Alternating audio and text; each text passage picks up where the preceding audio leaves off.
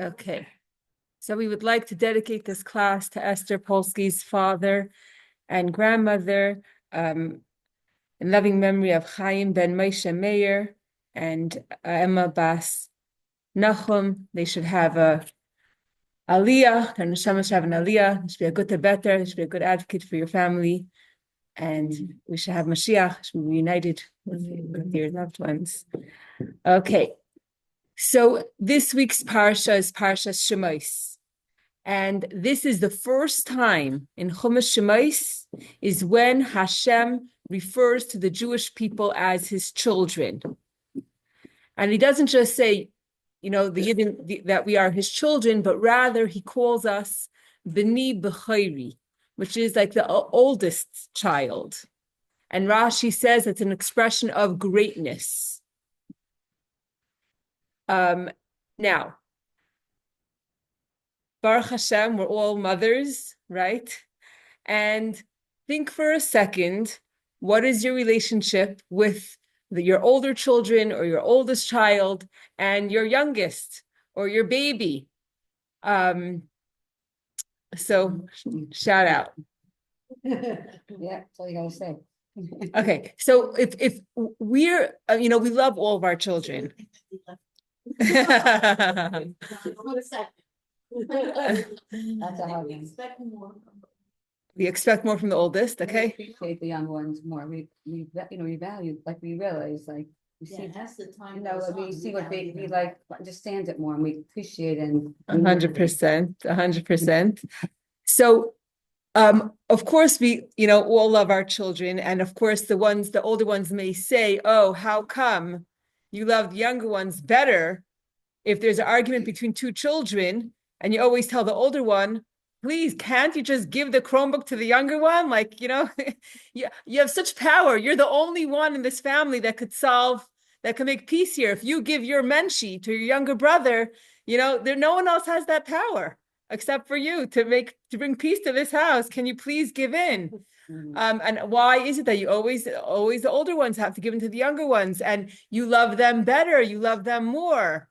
And how come how come just because I'm older, you're more strict with me? And you blame me. He started, she started, right? It sounds a little familiar. Okay, so we love all of our children, but where is our love more visible, more expressed? Is it more for our older children or more for our younger children? Coochie coochie cutie pie. Where do you see where is the love? Where is the love more expressed? For the baby, right? What is it? We're holding them and we're holding them and kissing them and we could be the most sophisticated people with the most sophisticated careers and come home and sit on the floor and Google to the baby. Mm-hmm. So there's a incredible love that is expressed in a way more to the baby than to the older child who's not willing to give in. There's more disappointment sometimes in the older children. I expect more from you. You're more mature. Can't you understand the situation? So this mila of being a child, where is it seen more? In an older child or in a younger child? What is it? In a younger child. Okay. So what's going on? What's the difference? With a baby, I have no logical reason to love this baby. The baby keeps me up at night. When I'm trying to change their diaper, they're running away. They have to feed them and they make a huge mess. And every time they eat breakfast, lunch, and supper, you have to change breakfast, lunch, and supper. So I'm saying it's the only reason why we love our babies, and Hashem made it that we should love our babies, and Hashem made them to be so cute, is because there's an essential love. I love this baby because I am this baby's mother. That's it. There is no other reason. It's not the baby's bringing me breakfast in bed. So the love is a love of essence. I love you because you're my baby. That's it. There's no reason, there's no logic, there's nothing other than welcome. Okay, there's no logical reason for me to love my baby other than the essence love because they are mine. But a child who is older, who is more mature, they matured physically, they matured intellectually, they matured emotionally, they're wise, they have good midas, they have fine qualities, and what happens is now I have a reason to love them. Not just do I love you, not only do I love you because you're my child, but now there's other reasons that I can't prove that I love my child just because they're my child. Now you could say, oh, I love my child because they're so well behaved. They have so much avas yisroel. They're such good midas. They learn so well in school. They have such great talents. It's not sitting well with you. No? Because it's ahava shalot talui. I don't agree with what you're saying. It's not because they're good, and it's not because of this. I mean, and then it's not. So then it's not true ahava. You're saying it shouldn't be this way. It shouldn't be this way. Right? That's what I'm saying it isn't this way. Good. Some people it is. Okay, so you're in a It's very not real love then. Right, that's the Yeah. problem. But I'm saying, I hear what you're saying, but there are some people that struggle, I mean, that do But that. that's No, that's part of it. I would say there's always the obviously, we love kids no matter what, because they are kids. But then there's some parts we love them because we know they bring us you'll like them. I could They're see some conditional. children you Maybe like some better people- because that's they my point, yeah. because Some they, Yeah. there's not that much of a friction in terms of personality. You're not going to fit in with Right, every some one of of your the children. children, So you Some love people- them, they get on your nerves. we love them no matter what, but still there's this added part when they're. Why is it? Shalot talui. I mean, we've learned about this somewhere, wherever. Yeah. Shalot talui. If it's V'davar. talui, Unconditional then love. then it's not love. Right, so some people struggle with like, they want the conditions and it's hard for them to, the ultimate is that we should be unconditional, but sometimes Right.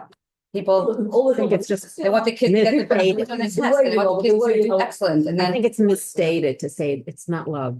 I think you have to find another word for it. Okay, What's that? so what has happening is, of course, the unconditional love is there because the child, in essence, carries the same DNA as the parents. That essence love is always there, and nothing could ever take it away. Right. What happens is when all of a sudden there are other things that we could love them for. Sometimes those things overshadow and block and hide the essential love. So sometimes what could happen is you could have a 18-year-old who is off the derech, for lack of a better term, and the parents say, listen, you have a choice. If you want to follow the rules in this house, you're welcome to stay here. And if not, goodbye. Okay, it's very, very sad when that happens, but on rare occasions that happens. But if you have an 18-month-old baby, okay, who took a can of paint and turned it upside down on your brand new couch, you're not sending them anywhere. Okay? The love is not conditional. And when you get older, you're saying it becomes That's conditional. exactly what you're saying, Liz. So you know what? Sunday is the hardest day of the week for me at home. I should say really Friday, but I feel like it's Sunday. too. No, every mother says that. Yeah. Yeah. you Why go is it preparing for Shabbos? Yeah. Everyone's busy. Sunday's the hardest day of the week. Sunday, there's no school. Day. And there's no say And there. they're- And what can we do? Very. Because it's unstructured. There's no structure. Everyone is bored. Yeah. There's nothing to do. What should I do? It doesn't matter that you have 1,000,001 games and toys. It doesn't matter. So what happens is Freedom. See, freedom is not freedom. but for some reason comes Sunday afternoon and there are two kids fighting over something, and what we should walk away from this class, that Sundays should become a much better day, that instead of looking at the child and saying, I expect more from you, how could you, why don't you, I don't understand you. This is the process, okay? The process is there are two kids chasing each other for the Chromebook. Okay. Mommy comes, takes the Chromebook away because until you figure out how to find a solution. Mommy puts the Chromebook away. Then the kids start fighting. We have nothing to do, right? So then mommy says, well, if you, I need an apology and I need you guys to figure out, turns and then whatever. So this process of fighting and apology, and then it comes time to go to bed. Mommy, I'm so sorry that I didn't act my age today. La la la la la. And I get I love you cards, and I get I'm sorry notes. I have them all. No, so I'm saying that this right. So what's going on? Mirza Shem, and I told my daughter this morning. I said, guess what? I learned this amazing class, and I started telling her about it, and she's like, Ma, how come you always learn like the most amazing things that like fit exactly right into your life? I guess it's perfect timing, and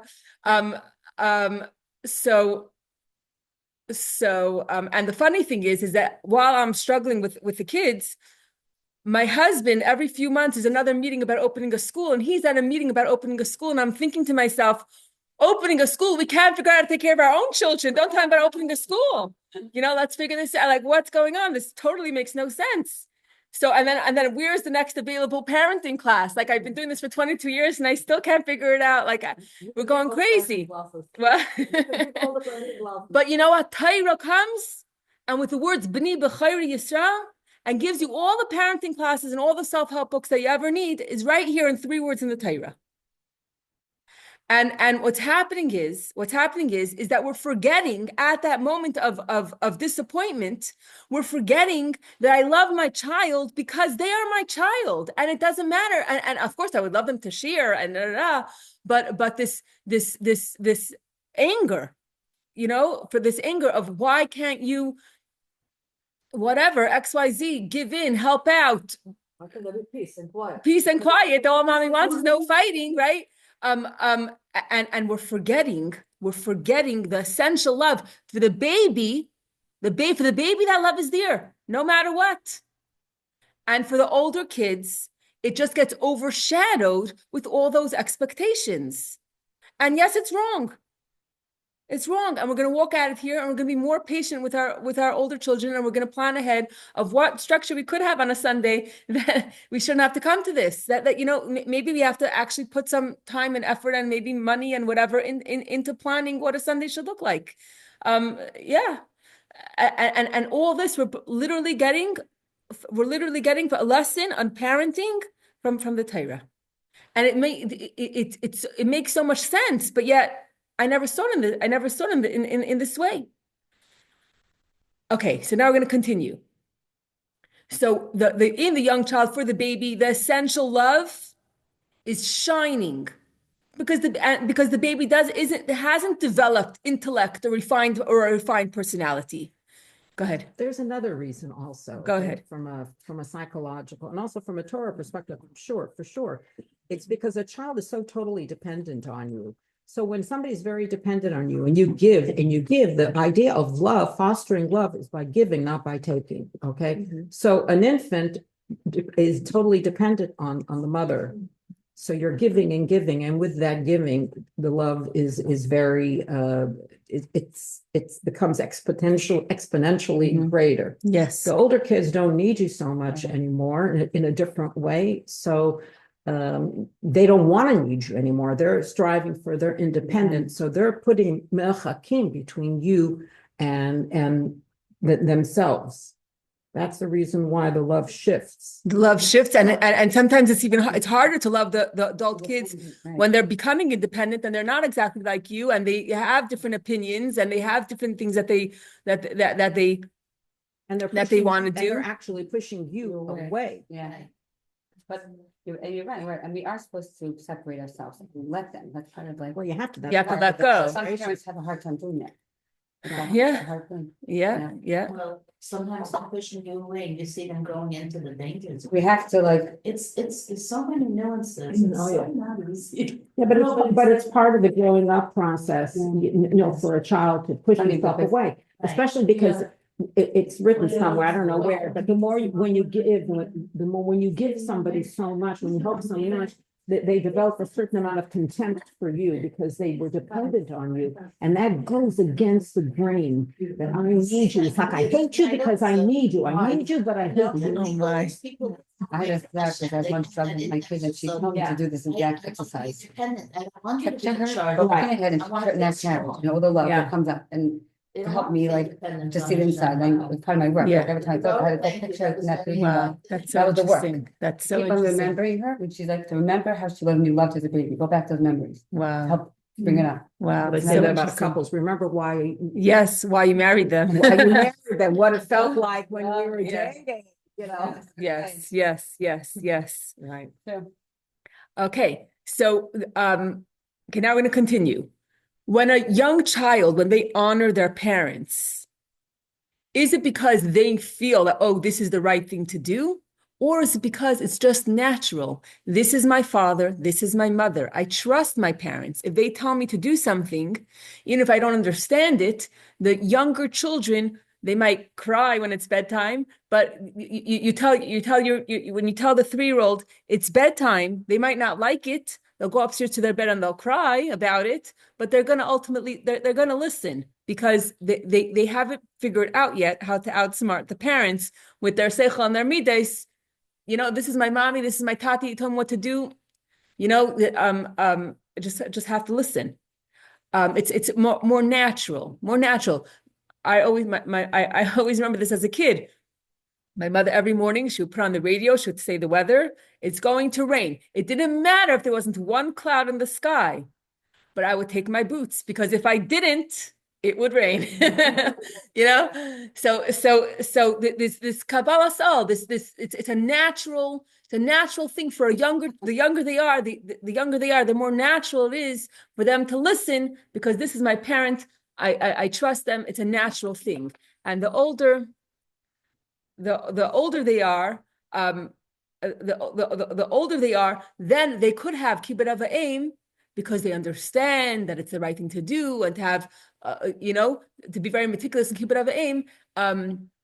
That's more that's a choice or a mitzvah for an older child, and you could love them because they have so much kibbud aim. But when a child has tremendous kibbud aim for their parent, then what happens is that's an action, that's something that they're doing, and I love them for it, and it could conceal and cover up and overshadow the real reason why I should love them. Because now there's a side reason to love them, which I don't have with the younger child.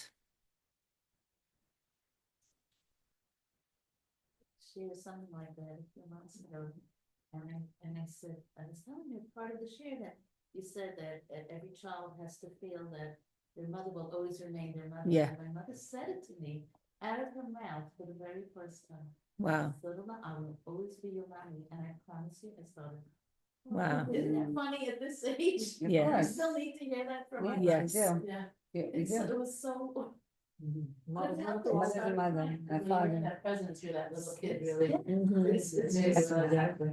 Yeah. But some people lose their parents at an old age, it's their parents. Yeah, it doesn't matter how old you are. My husband's grandfather died at 101. My mother-in-law, she was like, it's my father. It was the same thing. Her father's a father. Yes, he had a beautiful life, but a parent is a parent. Yeah, I remember.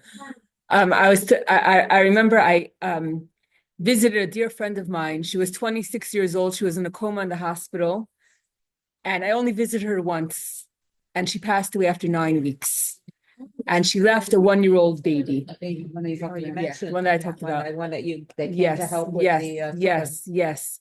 And so I went to the hospital this one time. I was living in Toms River, and we had come to Crown Heights for, I don't remember for what. And I had this opportunity to go to the hospital. And I was naive, and I thought, she's going to come out of it.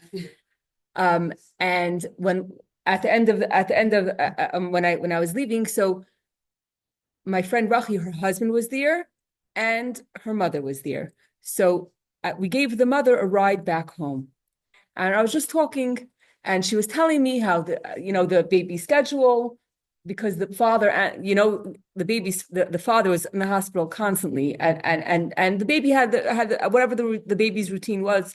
She was describing it to me. So I was trying to say, It's so good that the baby has a routine, like the baby needs a routine. And she stopped me. She didn't let me finish a sentence. I said, a baby needs, I was going to say a routine. And she stopped me and she said, a baby needs a mother. She didn't let me finish. She didn't let me finish the sentence. Could have 10 babysitters, 20 babysitters, all the love, the aunts, the uncles, the cousins, it doesn't matter. A baby needs a mother. That's what she said to me. So yes, I'm saying in life, you know, there's many different kind of relationships. At the end of the day, a daughter is going to be like a mother. You know, when you wake up and you're like, I'm my mother, you know, but sons will not be their fathers. Very funny. And I'm like laughing. I don't think so. It's so funny. I think a lot of times like their fathers. No, I'm saying, but it's more that you're like your mother. No, I see both. I think That's it's what both. it is. I think it depends It on. depends on who- the situation, individual. It's not a No, I'm saying, but. Sometimes the one parent is a more dominant parent, meaning You're they like a have more very, involvement with the children, so the children are gonna. like, it's a lot of work. You end up replicating what you automatically. Yeah, but they also say that sometimes you marry someone who is most like the main caregiver. Right. You're a main caregiver. You marry someone like that. So They say that. sometimes you purposely go the opposite. Yeah. There's a lot of different dynamics. Yeah, yeah. Right. But there are many different relationships that we have with friends, with family, with spouse, with children. But ultimately, your parent, you know, that's your safety net. They'll always accept you for who you are, because when you have that, you know, when that essential love comes out, and that essential love is always there. The essential love is always there. Okay. So this is all the dynamic between a parent-child relationship. And now we're going to talk about it, Hashem and the Yidden. Hashem is the parent, and we are the eldest son or the eldest child. And what that relationship looks like. And the reason why we have such an incredible relationship with our parents is, where does it stem from? The whole thing comes from the relationship between Hashem and the Yidden.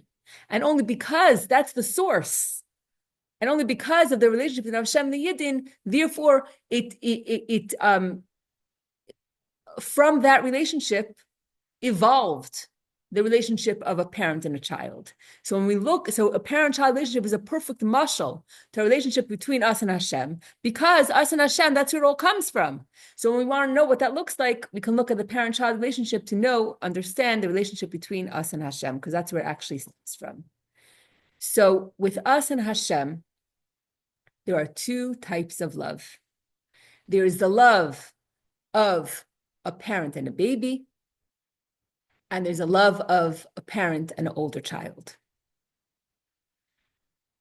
So when the Yidden behave and do what they're supposed to do, and learn Torah and do mitzvahs, and act different than the other nations, and are unique and special, then we are called Hashem's oldest child, Hashem's Bechor, and which is a term of greatness. It doesn't have to be specifically, the firstborn son, but it's a term of greatness. That's how Rashi interprets B'nai B'chori. You see that we're greater than everyone else. But then there are times that the Yidden may not act the way they should. And then Hashem loves us like a parent loves a baby. Why does Hashem love us? Only because we are a Chelek Eleka Mimal Mamish. Only because we have an actual piece of God inside of us. So it's an essence connection. Our essence is Hashem. We come from Hashem. Our neshama is a piece of Hashem. We come from the. What did we learn in Tanya? Hashem and His wisdom are one, and the neshama came up in Hashem's thought process, and Hashem and His wisdom are one. So where are we coming from? We're coming from Hashem's chachma and Hashem's innermost self, and Hashem blew into us. So ultimately, we're coming from Hashem's essence. Hashem and His thought are one, and we come from Hashem's thought. So we come from Hashem's essence, and therefore, so this is an essence connection. There's There's nothing great to write home, nothing, no great virtues to write home about. Hashem loves us simply because we come from his essence. That's it. There's no other reason.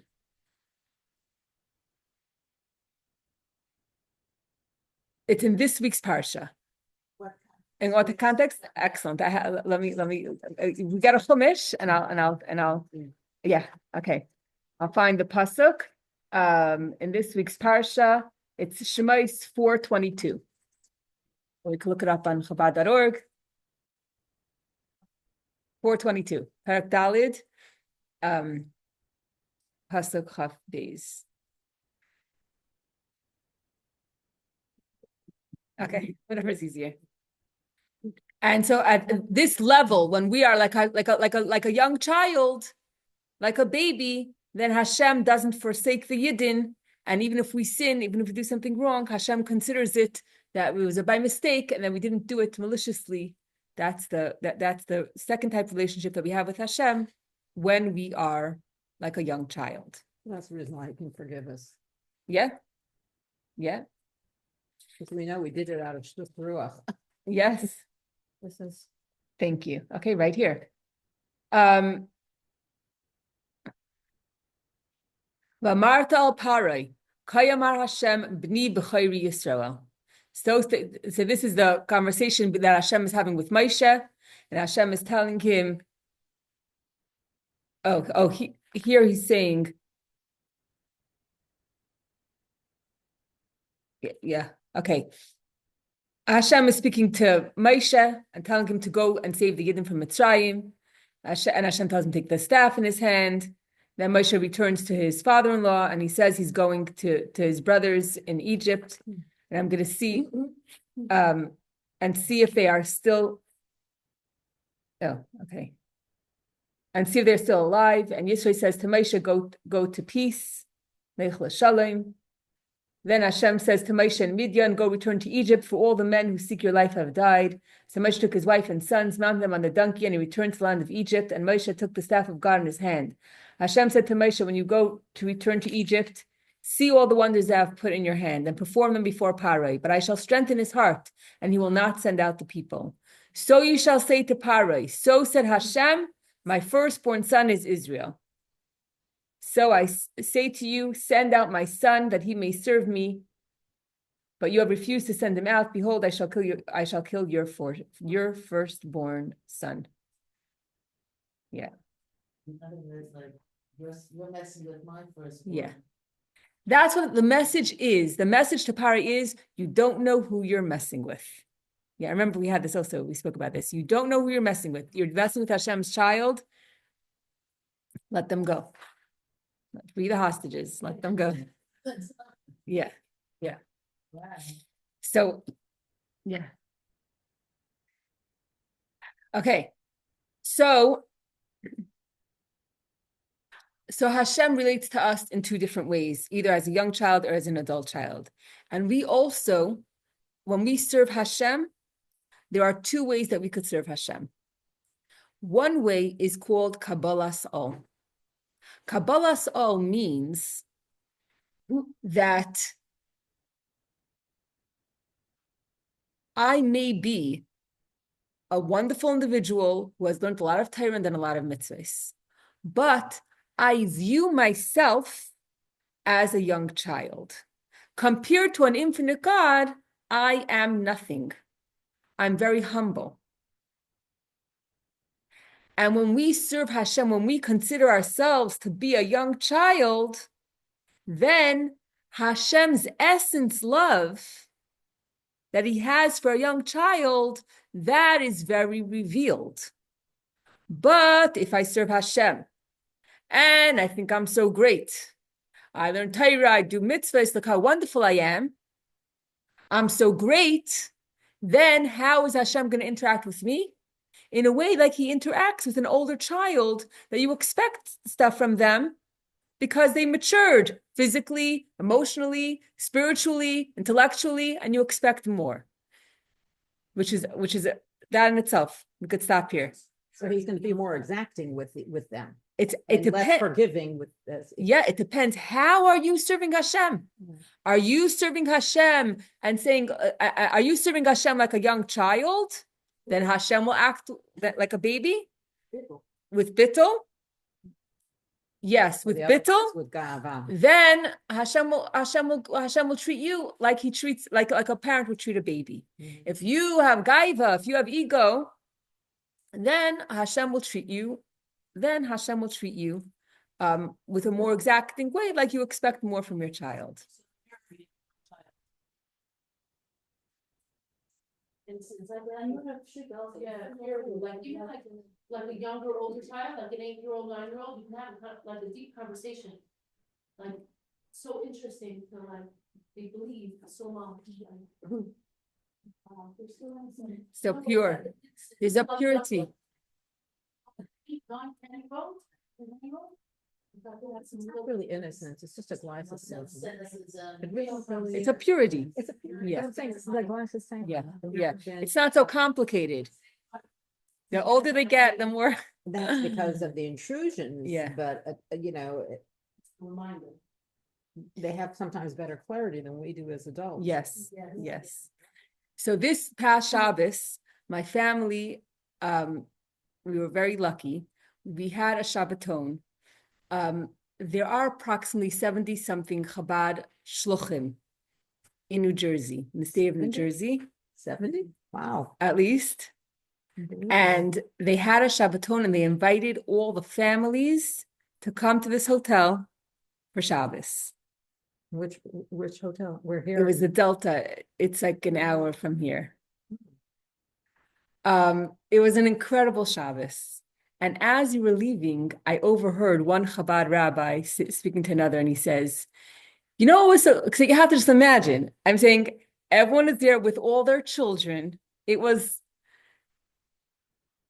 incredible because I could sum it up with what one rabbi said to the other. He said, you know what was so special about this Shabbos? Everyone left their egos at home. There was no, what program do you do? What program do you? It wasn't competition. There was no competition. It wasn't about fancy speakers and how to do better programming at your Chabad house. It wasn't about that at all. As a matter of fact, I was like, oh, how do you think about the Shabbos? And I was like, I really wanted more inspiration. It wasn't about fancy speakers. It was just about, we are all the Rebbe's children. That's it. And it was incredible because these kids don't know each other. They had, they had, they wanted the parents to be able to, the shluchim to bring with the shluchim and the shluchos to bring with the shluchos. So they had camp for the kids till 10 p.m. at night on Friday night and on Motzei Shabbos, and they had camped on Shabbos also for a few hours at a time to give the kids. So the kids are all by age, girls, boys. They had Bachrim come to be counselors and head counselors for the boys. And if after 8th grade, you could only come if you're volunteering to be a counselor. So there was no mingling of girls and boys. Everyone was so busy. You had to be a counselor. You couldn't just come to hang out, But it was so special to see every age sitting in their own room and playing. These kids, they probably don't know each other's names. And the bond, like wherever you go, there were kids playing cards or playing board games or singing or nash or whatever. It was like incredible. So it wasn't about who you are, what you do, how accomplished you are. It was just so raw. It was just felt like one big family. And everyone was just themselves. And there are people there with their special needs children. You couldn't hide anything. It was not, it was actually. So there were a couple of sessions, whatever. My baby wasn't behaving, so whatever. I missed the Friday night for bringing. I was taking care of my baby, but Shabbos day they had a farbringen, and I actually brought it with me. This one of the Chabad Rebbitzins, her name is Malka Vlasevsky. It's so interesting that it connects to what we're learning. She said she's going to bring about gratitude. She has a special needs daughter, Down syndrome child. And after that, she has another baby after that. And she brought a mimer. This is right here for Parshas Vayechi. And it's on the words Yehuda Ata. And it speaks in here, it says that Leah gave birth to Yehuda, and she said, now I'm going to acknowledge Hashem and thank Hashem for this boy Yehuda. And in this mimer, it explains what's Reuven, what's Shimon, what's Levi, and what's Yehuda. And Reuven is to see. That represents love. Love is close. And Shimon is to hear. That represents fear of Hashem. Serving Hashem with fear. Fear is a more distant relationship. Levi represents mitzvahs. Because Levi says, now I'm going to be joined with my husband. Levi represents mitzvahs. And Yehuda represents bittul. So you could ask bittul, hey, you need bittul in the beginning, not after you love and fear. So here it says,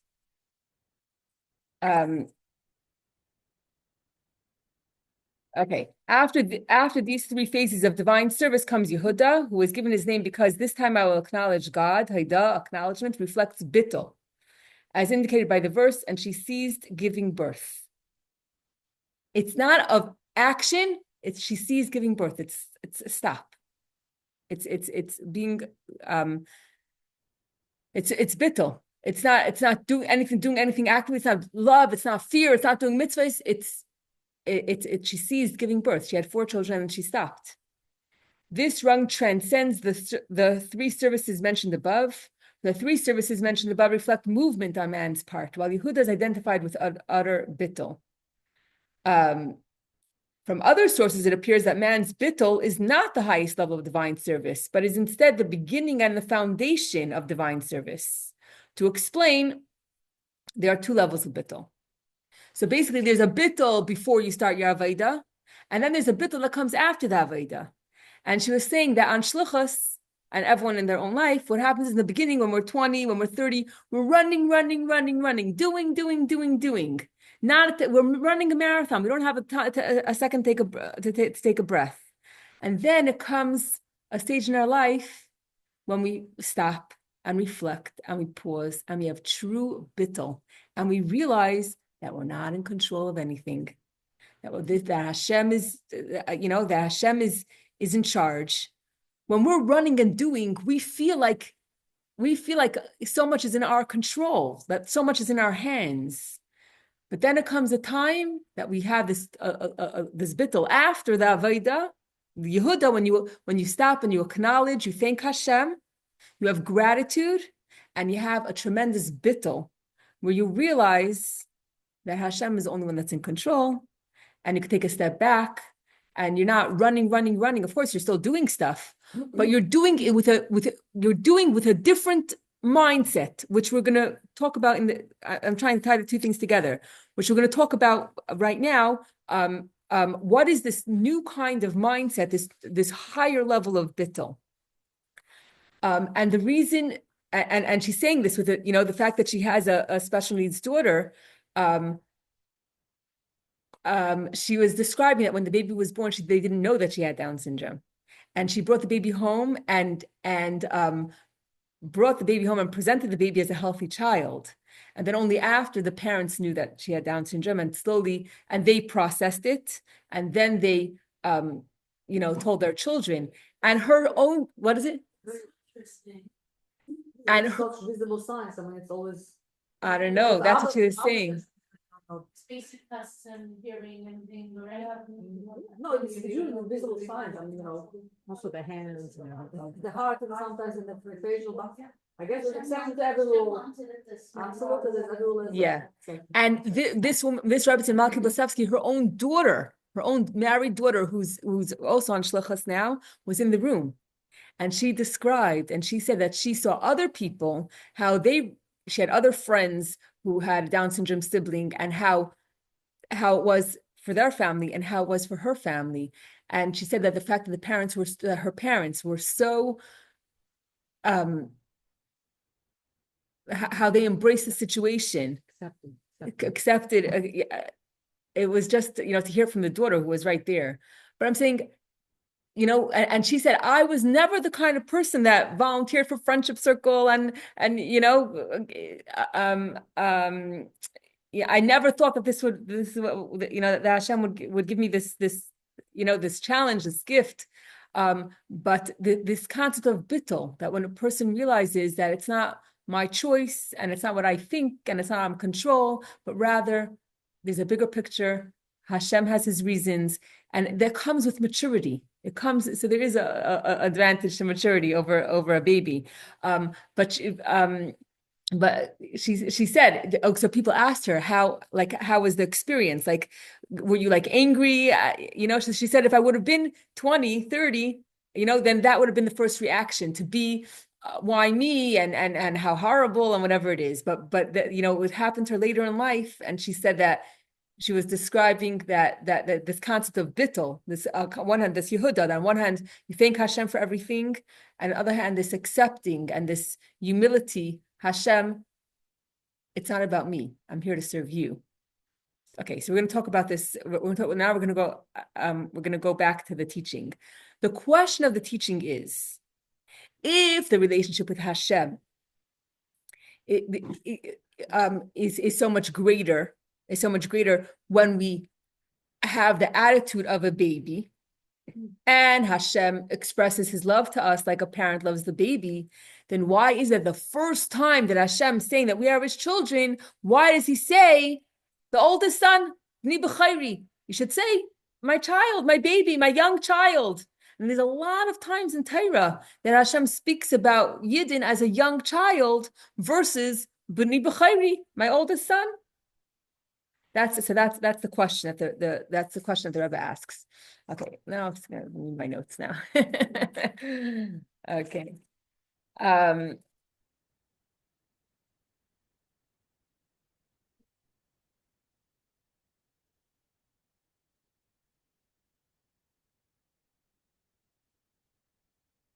Never just entirely, Yeah. There's no like type for infertility or type for hard and Jonathan, or type for, Like I say about myself, I'm naturally skinned. But it's Say like, not the type, but you have. It's not something to do with like treating yourself to Ben Yochid. When you talk about it before, it could be your only child. but Bechor is usually the oldest. I know. So there's more. Start off with a before. So no, but sometimes they say when they want to describe, they say a child born at an old age. Yeah, Lenskunim. Yeah. Watch people suffer in their town. Which one's the inspiration of those that do? So the question is, why did Hashem? So the question is, why is Hashem referring to us, the oldest child? Hashem referred to us as a young baby, because there you have the love, the love of the essence, right? And the question is even stronger, because how did Hashem create the world? Hashem didn't create that we should just stay babies our whole life. The way Hashem created the world is that we should grow and we should mature. The Rebbe says it cannot be. Now the Rebbe is going to take everything and turn it 180 degrees. It can't be that the whole point is to stay a baby. I won't do any Torah mitzvahs. I'll just be like a brand new baby. That Hashem shouldn't love me for any reason, just because I'm his child, and then I'll have the most greatest relationship with Hashem. Who needs Torah mitzvahs? So the Rebbe says no, 180 degree shift. The Rebbe says, if Hashem created us in a way that everything has to grow, it has to be that this relationship of Bechar, of being an older child, that is the greater level. Greater than being a baby is Taka being an older child. Because if Hashem created the world that we should grow, then it has to be that a mature child, that is the ideal. That is the greatest relationship. Not just to have bittul, not just to see, because there's different ways of serving Hashem. One is, I'm going to take my seichel, I'm going to take my midas, I'm going to put it aside. It's not about it's not about what I think, what I feel, and put everything aside. I'm just gonna have Kabbalah soul to serve Hashem and to be completely subservient, to Hashem, and to have that utter bittul and like a baby, like a young child who listens to everything their parent says, and with no seichel and midas. Their seichel and midas aren't developed. So Rebbe says it can't be. It can't be that we should just serve Hashem with Kabbalah soul without seichel and midas, because just like the way of the world is that we grow and our seichel matures and our midas mature. So it has to be that it's greater. It's greater when we are an older child, a mature child that does have seichel and does have midas. So what does he say? It's also that when you get older, you have bechira. When you're younger, you don't really have bechira. Yeah, you don't. Yeah, you're not fully developed. Absolutely. So it can't just be that bittul is the end of this is all we need. Why? Because bittul doesn't generate an essence love. All it does is it prevents the essence love from being covered up. Hashem loves me. Hashem loves me in an essence way because I'm one with him. So as long as I have bittul and nothing else is getting in the way, then that essence love will flow. But the essence love is always there. The only thing that the bittul doesn't create the essence love, it just ensures that the essence love should be revealed. So it can't be that bittul is the ultimate. Hashem designed us to naturally mature.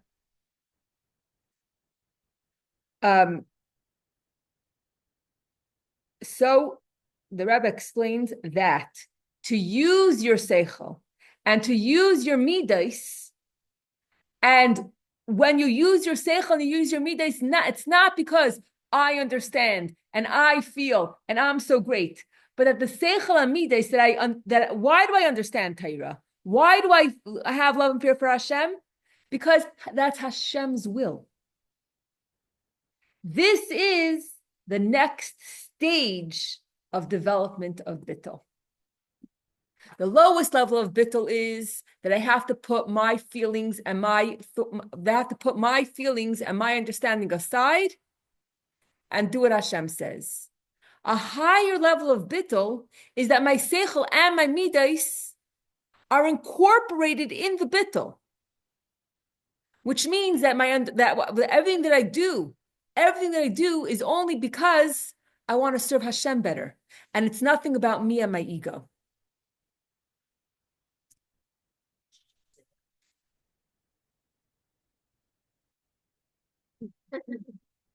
I'll describe it. So I was at this class, or was it the Tanya class? With Hopping. It was Tanya class. Okay, so basically, last Monday was Hey Teves. So I asked my husband to buy me the chitas, right? I told you.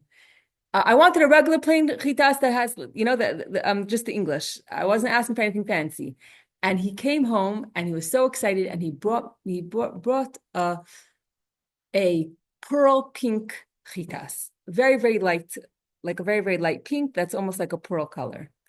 Anyway, my kids were mortified and whatever. They couldn't believe it. But I said to my husband, I said, I really would have wanted hot pink. And they're like, why can't you be grateful? La, la, la, whatever. And I said, can't I just say what I really like, what I really want? And I was like, okay, I'll get used to it. I don't know. I took the chitas and I put it on the highest shelf in the bookcase, and it's still wrapped in the plastic, and it sat there all week. Why couldn't you exchange it? Last night, my husband went to New York. And by the time he went to New York, I was thinking of reminding him about the chitas, but I didn't say a word, and I actually fell asleep before he left.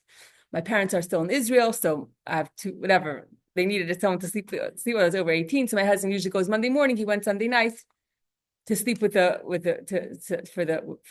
older kids. And I woke up in the middle of the night, because when it's middle of the night, it's very quiet. Then I could actually appear. And I look on the shelf, and the chitas was not there. He took it with him. So what? That's bittul. Bittul is, he said, that he didn't think the hot pink was, it's a sefer. He said, it doesn't have to be hot pink. It's not a dress. Like he didn't think it was appropriate. That at my age I should still want something hot pink. But bittul is. I didn't say anything. He could have easily forgotten it and it would have been fine. I mean, he did his thing. He bought his present. If I was not so gracious about it, that was my problem. But I didn't say boo. And it sat on that bookshelf a whole week. And he went to New York last night and he took it off the shelf and he took it to New York. And now we're going to see the rest of the story will be continued. I said, what is it? I would get it for my wife to have a hot wing, but that's what she wants. It's bittul. I'm saying it's total bittul for him. It's like, something about like, I'm like, wait, this doesn't really know about me. If I really love them, I'm gonna do what's. Yes, that's exactly right. Yeah. I'm the right thing, that should just be, like, no, Hashem knows what's best. But isn't that us putting our sake on the side? That's the part. The first bit, I'm not saying that first bit though is putting our safe on side and doing it. Yes. Yes. What is it? Yeah.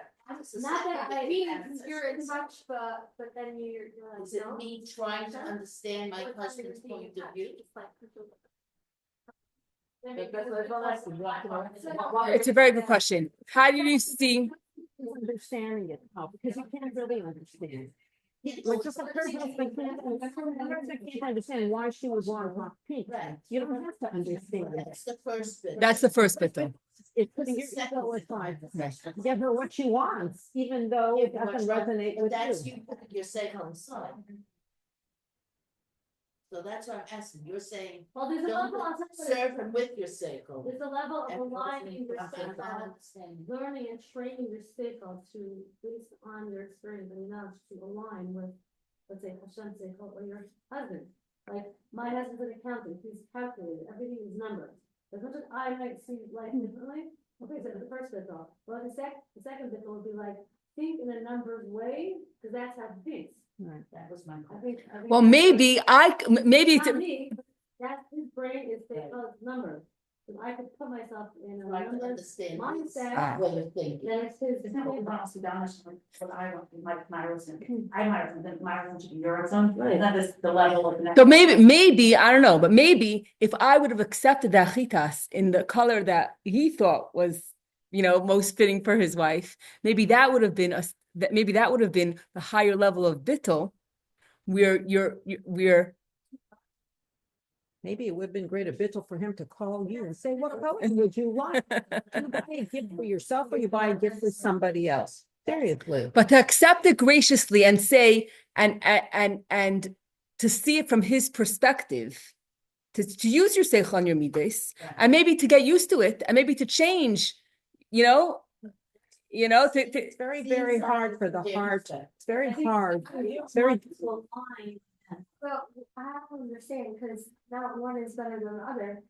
It's not that it's better, it's the fact is that. It's not like there's one right way, and with Hashem, there's a right way. Right, but sometimes you're right, sometimes the right is also, it's not clear black and white. The right is also saying that, like, if something happens and I don't understand why Hashem thinks it's best. If I can align my mind to that Hashem has a plan, things are a journey, there's ups and downs. I'm not just saying I'm accepting this is what Hashem wants for me, and I'm saying I'm aligning that every time Hashem does something, there's always a goodness that comes out of it. I'm aligning the way I speak, it based on how Hashem runs the world, trying to align. You can never speak how Hashem thinks, but based and trying to align ourselves the way Hashem runs. So then what are you saying? So in practicality, should she have said something? She should not have said.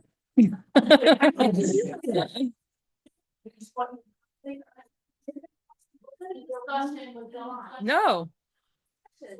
But he was annoyed that you. I'm thinking that it should have been. So I'll give the little twist. This is not a big problem because I it's know. exchangeable. Right now, your crystal jewelry which you don't really love. Well, this is And that's what. not exchangeable. I mean, the crystal jewelry, that is the local one. What's considered little, but. So you learn You know. when you get engaged, you tell the cousins, I don't like surprises. That's what you do. No, My niece did and buy something that you don't really want. My sister does that. That doesn't always listen, but it does. Yeah. It does help. I mean, you have to know yourself and be honest. Sometimes we're not honest with ourselves and we're afraid to express our feelings. And the other person is not a mind reader, the husband, the children, nobody's a mind reader. So why are we so afraid to just say what we want? Doesn't that really, really take away the middleman and all the aggravation? No. Okay, so also we Honesty is a good way. yeah. I don't like surprises. But then sometimes, you know, If someone brought me, it's my father-in-law, who I don't have to give it taste, and I told him, I love you by your gifts, but you don't, like, if you want a gift that I love, let me pick it out. Right. It doesn't work. You brought me something in this room that I actually do not like at all. This is a father, My father. That's different than a husband. I'm just using an example, but at the end of the day, I display it, and I do happily, even if it doesn't go with the decor of my room. Yeah, but it doesn't hurt as much. It doesn't hurt as much. It's my father, it's not my husband. You know what I'm saying? And So I'm that's just something thinking, to overlook. I'm not doing it up, I hate that piece. It's so nice of my father-in-law went and bought me a gift, Right. and it's his taste, and he's proud to have it in my house, and guess what? Who cares if it's my house and it's not my taste? I display it because Right. that's what he likes, and still receiving. It's just also the skill of putting your own identity on the side and realizing there's more, there's.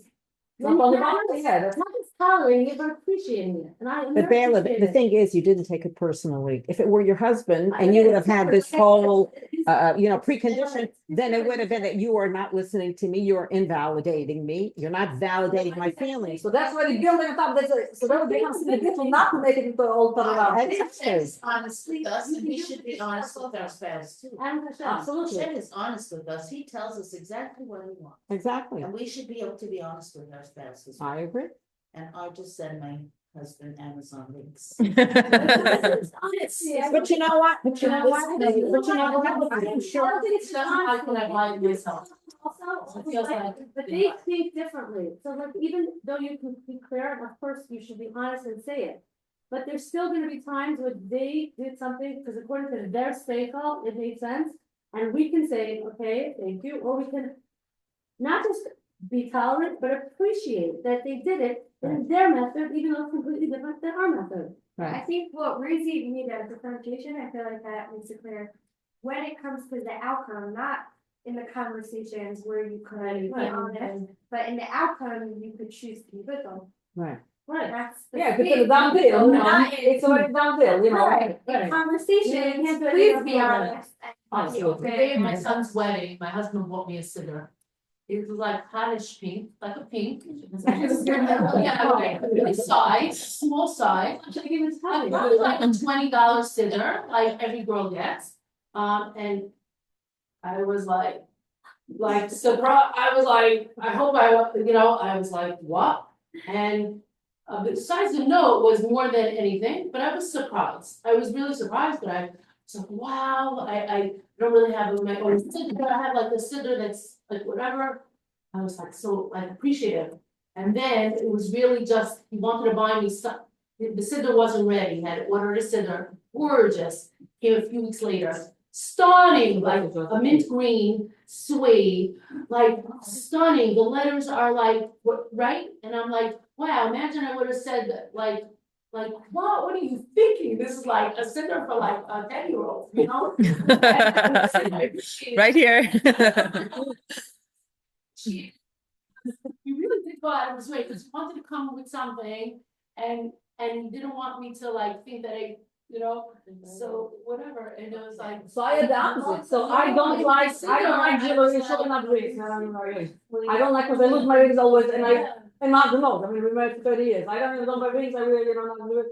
And then comes the husband, my youngest child, and he came, okay, but what the sickest was husband was 24, and he comes on with the nice diamond rings, whatever it's called, like, yeah, and I'm like, oh my God, it's the last thing I want, but like, I don't know, yeah, but this son is the youngest child, so like, then, now what, I mean, I haven't, I have such pressure, really, I mean, I enjoy the thought of it more than the ring itself, because I don't really like, so everything, but it's a done deal, it's like, so there comes the business, just, accept it, enjoy it, I mean, I'm going to enjoy it. Okay, so now we're gonna shift a little bit.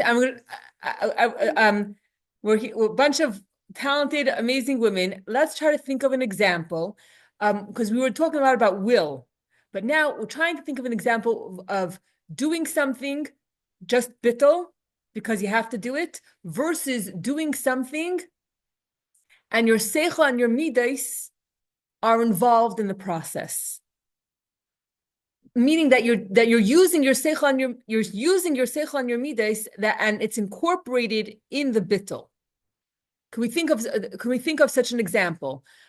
So basically, what we're saying is that if I serve Hashem just with bittul, Hashem, I really want to sleep, but there's someone that needs food or whatever it is, and therefore I'm going to put my will aside and I'm going to do what I need to do, and just with bittul to serve you. But could you imagine if the seichel and the midas are not have to be put on the side, but rather they could be incorporated in the service of Hashem? Hashem, I'm not just giving you my, I'm not just giving you my hands and my feet. I'm giving you my brain and my heart also. That the bittul incorporates the entire person, not just okay. That I'm serving Hashem in a bittul way. I'm using my heart and my mind, because you know why Hashem gave me a heart and a mind? To use it to serve Him. So when you do a long Shabbos for ladies, when you do all your shlichus, you're using all your talents every day Hashem gave you for your service. I guess that's what it means. I don't get the example. No, I'm trying to find an example.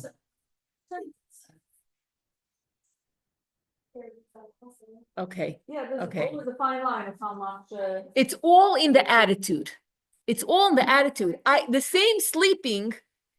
I'm sleeping to serve Hashem, that's fine. But it's all in the attitude. Is it that Hashem, I'll go to shul, or I'll do this mitzvah for you, but then I need time out for myself. From 3 to 4, that's my time. At that time, I want to do whatever I want to do and don't whatever. I'm busy now.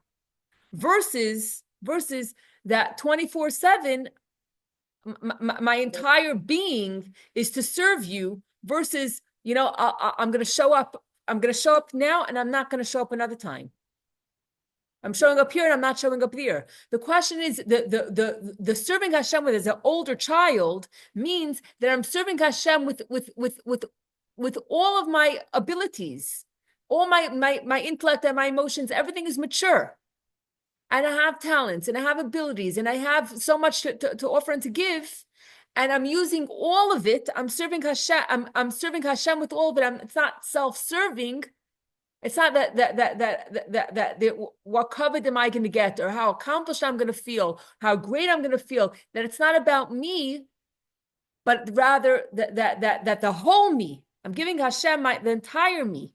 I'm giving Hashem the mature intellect, the mature emotions. That all of it is incorporated in the bittul, not just okay. I'll do what you want, but I'll do what you want, but I really have my own wants, and I'm going to smash myself. I'm going to, That's in marriage. It could be also a fine line. It sounds like if you don't like, let's say, what your husband is doing, let's say one of the kids, doesn't mean bittul and not say anything.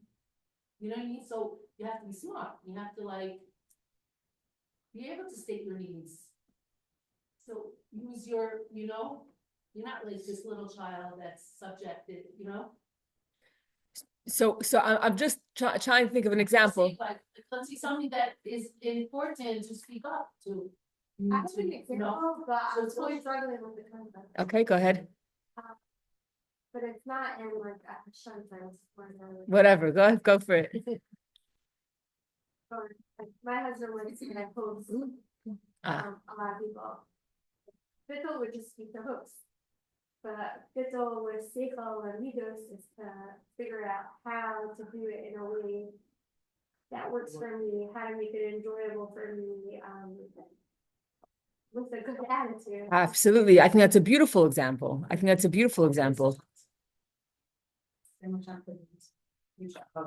I hear. Yeah, maybe then also, there's sometimes 4 people over and you're gonna say, I can have 2 people over and it can make it work.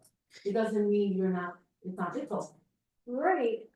I'm going to take my talent. I'm going to make a beautiful, set the table beautifully, the decor and the colors and all the talent that you have with all everything that with colors and what colors go together and everything else, to use all that, to use your talent, to use your.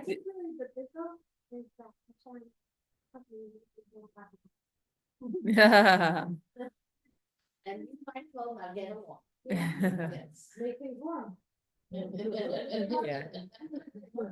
It's coming up creatively and taking ourselves aside and figuring it out. Make it all good. How to make it work. Right, can have company Friday night, but not Shabbos by day. It's always an option. Yeah. Okay, so basically the point is that I have to work on myself, not because I have a personal gain or personal interest, but rather because Hashem wants me to incorporate my brain and my heart. And therefore I'm doing it. It's not because of me. And there's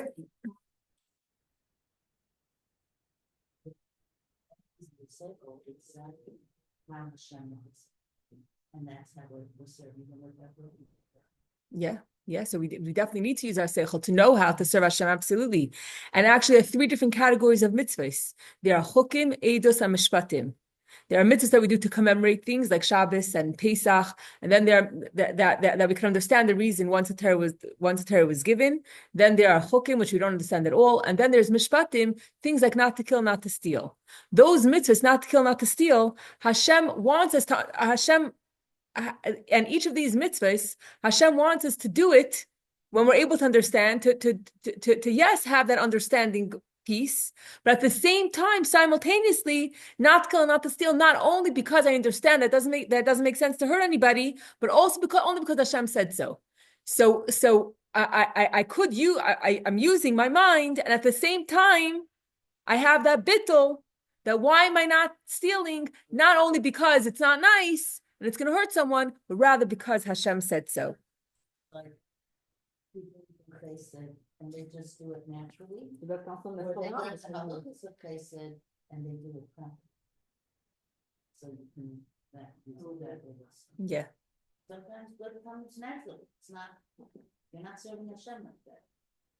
So the serving Hashem naturally also is more in the category of serving like a young child that comes natural to him, versus maturing, working on ourselves. But I'm working on myself not because I'm going to benefit and I'm going to who knows what kind of Gan Eden I'm going to get, but rather because this is Hashem's will to incorporate the seichel and the midas into the bittul. But I like what she said, that when you learn halachas, okay, like I remember years ago reading about Bikur Cholim.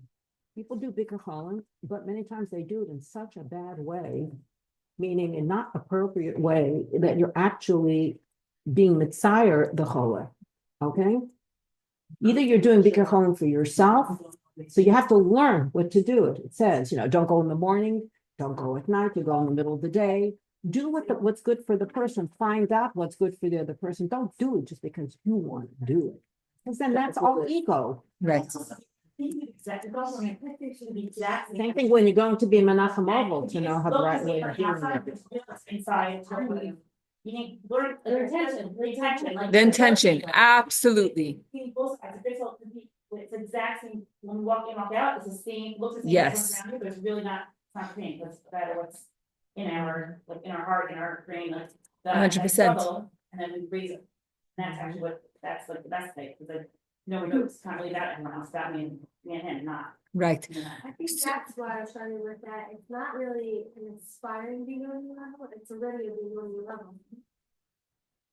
Well, I feel like they told us it's not inspiring. I guess what's inspiring is sometimes yeah, sometimes no. Because inspiring being on you don't always. We're all in the process, we're not there yet. Right. But it doesn't mean 100% or nothing, so it's different areas, so everybody has, the places where they already, Right. have But I that. think the more you learn in Torah, the more you realize how much you don't know. So therefore, as you learn more, you become more bittul, meaning you become more humble, and ego gets put aside a little bit more the more you learn. When you stop learning, you think you know everything already, then you're up and vague. Yeah. Okay, so now let's go back to the original question. Basically, we said that once we have seichel midas, once I have the maturity and I have my own mind and my own feelings, then that could, and there's a reason, and I'm giving Hashem a reason to love me, or the parent has a reason to love the child, then it could cover up the essence love. But imagine if the child who's 12 years old, who has mature or more mature intellect and midas, right? And imagine they say, I want to give my parents nachas. So then what are they doing? Their seichel midas they have the bittul to the parents, and they use their seichel midas to have bittul for their parents, and then the essence love is not being covered up. Yes, they're using their seichel midas to give their parents nachas, but now we have the best of both worlds. The essence love is not being covered up, and there's amazing reason to love them, and the reason to love them is not covering over the essence love, but rather it's an extension. It comes. When the essence love is revealed, because the essence love is the parents have essence love for the child, and the child also has essence love for the parent. When the child is able to have that maturity to say, you know what, I love my parent, and therefore I'm gonna be good. Then the good behavior, this bittul that incorporates the seichel midas is not going to hinder or block or disturb the essence love, but rather it's going to grow from it. And it's not going to block, but rather it's going to enhance. And that's what we're trying to do. That's why Hashem is. That's why it's b'ni b'chayri. That's why we are the firstborn son, because that is the greatest virtue. The greatest virtue is that I go to a higher level of Kabbalah Sa'al. I go to a higher level of bittul, which also includes great reasons for Hashem to love us. But because we're doing it in a manner of bittul, therefore it's an outgrowth of the essence love, and it doesn't hinder it. Okay, and how do we see this? So this teaching, although it's on this parsha, but it actually was said in two different farbrengens together, because basically Likkutei Sichos is that it was essays prepared from previous talks of the Rebbe, prepared for Shabbos. So it wasn't like what the Rebbe said this particular week, but it was an essay prepared from other teachings. So the two other places that this teaching was from actually Parshas Balak, and from Chaf Av, which is the yard site of the Rebbe's father. And when the Rebbe would, by the Shabbos of the yard site of his father, he would also make a siyum for a Masechta in Gemara for the yard site. That's what we do for a yard site. So, first of all, it's very interesting because the Rebbe's relationship with his father was a relationship of a firstborn son, because from a very, very young age, he was loved not just because he was a cute baby, but he had tremendous accomplishments from a very, very young age. So it's interesting that this comes together, but also this teaching is also a siyum for the Masechta of Brachos. So I don't know if in the davening, it's actually in the davening at the end of davening, right before Aleinu. There's a little paragraph here, and this is actually the end of them. It's actually, you find, if you open up a Gemara, you'll find this at the end of the Masechta of Brachos, and it says, Amar Rabbi Elazar, Amar Rabbi Chanina, Talmidei Chachamim Marbim Shalom Ba'olam, Shenemar V'chol B'nayich Limudei Hashem V'rav Shloim B'nayich Al Tikrei B'nayich Al B'nayich Shalom Rav Le'evisar Sachav Einam Mechshal. Okay, what does that mean? Rabbi Elazar said in the name of Rabbi Chanina, Torah scholars increase peace in the world, for it is said, and all your children shall be learners of the Torah of the Lord, and great will be the peace of Banayich, your children. Do not read Banayich, but Banayich, your builders. Those who love your Torah have abundant peace, and there is no stumbling for them. Okay, this is the end of the Masechta of Brachos. How does Brachos begin? Brachos begins with, when do you say Kriya Shema? Masai Kairin, and when you start, when is the time to start saying Shema? Masai has the word Ema, fear. When you start serving Hashem, it has to be with awe. And the whole beginning, the first Masechta of Gemara is Brachos, and it starts with Kriya Shema, which is all about Kabbalah Sal. But yet, it ends with this, the ending of the Masechta of Brachos is talking about Talmidei Chachamim. And seemingly, it's a contradiction. Kabbalah Sal is seemingly a contradiction to learning Torah. Learning Torah, oh wow, look how much I learned, versus Kabbalah Sal, which is, just serve Hashem. It's not about me, it's not about my understanding. And when a Masechta ends, it really includes the entire thing, and everything goes after the end. So why is it talking about learning Torah, which is seemingly the opposite of bittul, at the end of this Masechta? And the answer is because in Yiddishkeit, I hope I underlined it.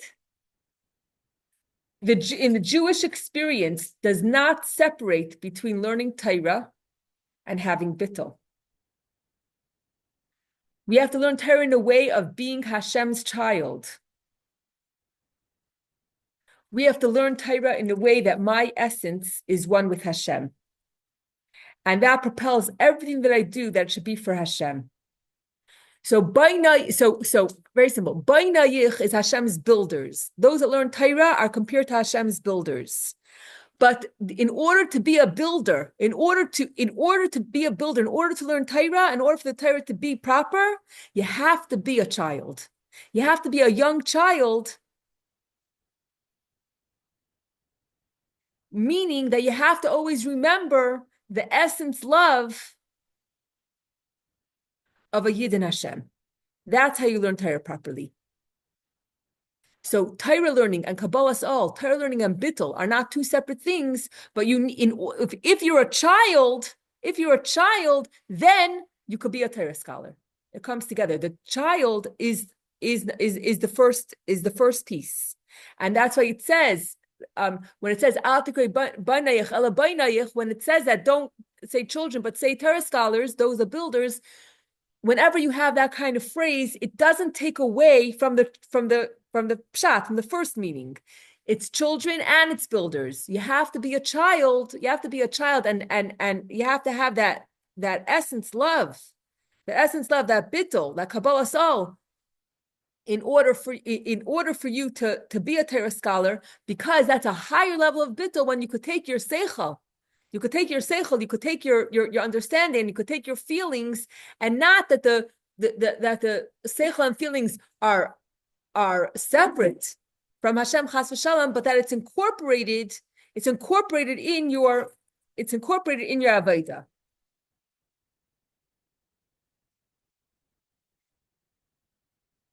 And something very, very interesting. What does it say about someone who learns Torah? That they're constantly growing. A Talmid Chacham never has peace. He's always going from one level to another. And he brings peace to the world, but he's always climbing, he's always working. And the same thing is with a young child. A young child is always moving, is always growing, is always bored. What should I do? Always looking for something to do. So in the Talmid Chacham, you do have the baby child. You do have that young child. It's inside. It's incorporated in the Talmid Chacham. Is that you taka have to be a young child who's constantly moving, and who's constantly looking for stuff to do, and is constantly asking why, and all that curiosity that an adult doesn't. That an adult has to work on himself to have. Children are always asking why. They're always curious. They're always growing. They're always moving. They're never satisfied. They're always trying to getting themselves into trouble. They're always doing stuff, right? And all that are the qualities of a Talmid Chacham that is always working and climbing and never resting. So you see how being a child of Hashem, that essence love, that I love my baby just because they're my baby for no other reason, is not a contradiction.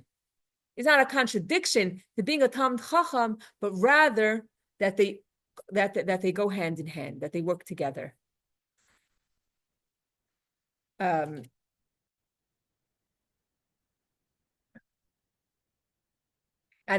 because Jewish children are so because a Jewish child has this essence connection with Hashem. Therefore, all children, even not Jewish children, have this curiosity and this movement and everything. It all spills over because Jewish children have this. Okay. So going back, what's the greatness of the Bechar?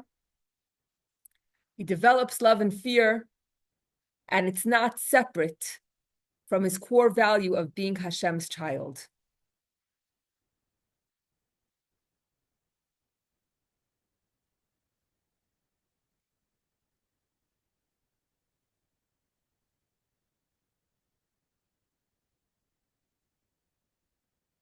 So when we have a developed seichel, and we have a developed midas, that illustrates an even greater love that Hashem has for us.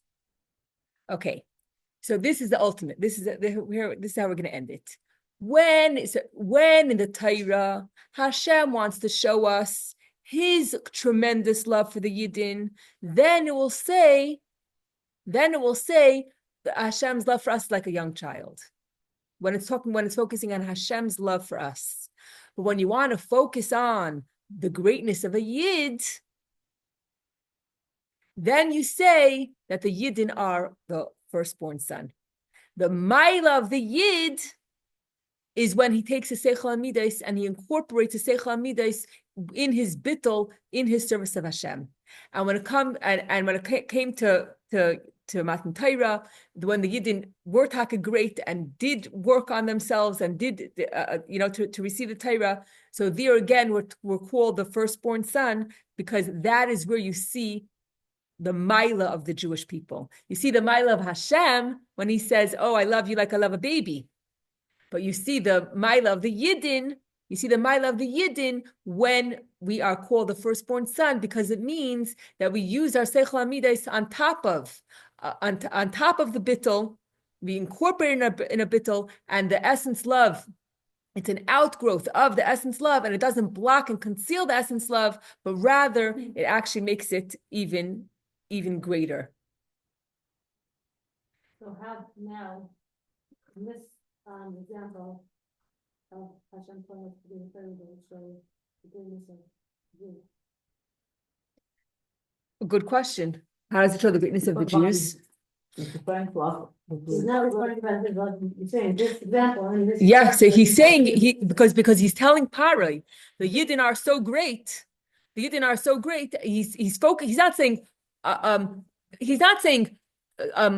them go because I love them like a baby. He's saying let them go because they are very special and they're very great. And you don't know who you're messing with. This is not just anyone. This is B'ni B'chayri. He's like a parent who's showing pride on the greatness of their how great my child is. You know, this is they're so wonderful. they're so wonderful. Why should not let power go? Hashem come on to the old process to be in order to his name should be getting, but they went through so much torture. At that point, it's already after the torture. So good to see you. Hatzlacha Rava. There's another question to be asked. Have a safe trip back. Really like 2 days of learning, and it was Thursday and Monday, and so you gave me that time, so thank you so much. My pleasure, my pleasure. Okay. Yes. See you again. Yes, Mirz Hashem. There's another question, really. we were at our worst. We were 49th, 49th level of Soma. Okay? And we're You know what I'm still trying to say? Hashem's greatest. We're Hmm? still great in Hashem's eyes. Even when that level, Hashem still thinks of us that way. Okay. That gives us faith. And we had the faith to follow Moshe Rabbeinu out into the desert, and they even had a bris milah, and they First took thing the is sheep. They wanted just to get out. They just wanted to get out first. First, they just wanted to get out. They didn't ask where we're going even. But that shows a tremendous emunah. And they took the sheep and they tied it to their beds, even though it was the idol of the Egyptians. They were very, very great. They were, and we are very great. And Yosef cried. Yeah. Wept, he did, and he cried so loud that they were able to hear it outside. And I never used to think of tzaddikim as having emotions. What? Can you imagine? In my mind, they were so above and beyond that they didn't have any emotions of their own. Yeah, like Malachim, exactly. And it was almost like a failing to have an emotion. But now I learned that it's okay. Hashem made us this way. Hashem wants us to use our emotions to serve Him. What do you mean? Yaakov It's didn't okay. have. Yaakov didn't When have. something happens, it's okay. You're still a good Jew. You can still be a tzaddik, even if you cry when something is painful. Yaakov didn't see 22 years he suffered, right? And the Shekhinah wasn't there the Shekhinah didn't rest on him. Okay, he was sad. It says he was sad. You know, I remember. He wouldn't be I comforted. remember as in my younger years, even when the Rebbe passed away, in my mind, I was like, well, he's such a tzaddik, he probably doesn't even bother him. And then when I heard that it infected me so deeply, I was like, surprised. I thought a tzaddik literally, the will of Hashem, if something happens, they have no emotion of it, it's the will of Hashem. But it says that he cried. Hashem, you can still be in such pain, you can still be in such pain, it doesn't negate your pain. And it was like, it made it okay. And Doesn't it that's say really that, and he special. cried with a small letter, he cried? Yeah, right. Right. It says that he cried. Right, but I think by Avraham Avinu, I think it says that he cried for Sarah. But then he got up and he moved on with his life. That doesn't mean he didn't feel emotions, he just knew he had to go on. It's such a nice way of how we used to look at a tzaddik as like, they're just above the world and beyond the world, and yeah, they're not human, yes. Yeah, but you mentioned 2 weeks ago, like that the tzaddikim, they go above, they have all their emotions, they just go above that. And for them is. They harness it. Do you see You what? mentioned that 2 weeks ago, I think. Also, we find well, we spoke last week also this concept of rising above like a king. And in order to get out of Gullus, you have to rise above and you have to learn Torah. You have to rise above the struggles. Also, when we find that Yaakov and Yosef cried on each other's shoulders. Yeah. Yaakov saying Shema Yisrael, exactly. So, and we also find Yosef and Binyamin. Sorry, I was going to say that. Mm-hmm. Yosef and Binyamin crying on each other's shoulders. You cry when there's nothing else that you could do. Each one cried for the destruction of the Beis Hamikdash that was going to be in the other person's Chelek. When there's something for someone else, you cry. For yourself, you see what else can I do? But for someone else, we cry. But for ourselves, we don't have time to cry. We. So. But not staying in cry, you have to get up and take action. To wallow in it, but it's okay. Thank you for coming. Oh, yeah, absolutely, that's the only way you could go on. Yeah. So right, and this is it. I'm just gonna end off with this. The essence of a Jewish person is that we can translate the bittul into every facet of our lives and into every facet of our being. And this allows us to keep learning. Bittul keeps me growing. This essence connection is so much part of us that it affects every single facet of our being, including our mind and our feelings. Okay, we still have to process it. I also still have to process it. But the point is that that we are serving Hashem with everything, with our tears, with everything that we have. We're not supposed to separate our emotions and feelings from serving Hashem, but rather we incorporate everything that we have, all the maturity, everything that we have, all the talents, all the abilities that we have. We use it all with a sense of bittul. That everything that I have, I'm using because Hashem, you want me to learn Torah. You want me to feel. You want me to feel the pain of another person. You want me to, everything that you give me, everything that I have, everything is all you. I'm here to serve you. I'm going to serve you with everything that I have, with my whole being. With my whole being, not that there's this part that's separate. And this is even actually a higher level of bittul, when I could incorporate my seichel and my midas into my bittul, and then that essence love is just greater, rather than it being blocked, but rather just because it's greater when the seichel midas is used, when I incorporate my seichel midas into the bittul, then that's the highest level, and that shows on the greatness of a Jew. I think what you said was very profound. When you learn the halachos, right? Think about Avelus. Non-Jews who don't follow, people who don't follow the laws of Shiva, they struggle.